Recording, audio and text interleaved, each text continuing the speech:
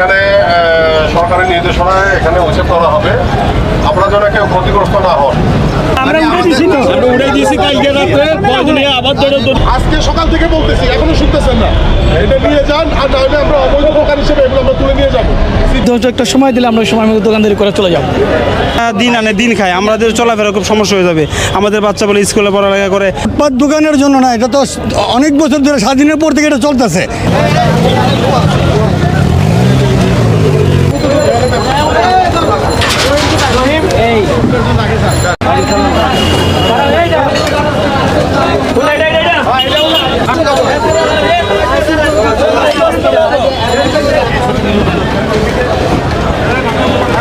ফুটপাত দিয়ে হাঁটার সময় দেখা গেছে যে অনেক উল্টাপাল্টা ওনারা টিচ করতেছে। তার এরকম তো অনেকেই তুলে, অনেক সময় তুলে থাকে, কিন্তু এটা তো থাকে না। জনসাধারণের ভোগান্তি থেকে মুক্তি পাওয়ার জন্য অবশ্যই ফুটপাত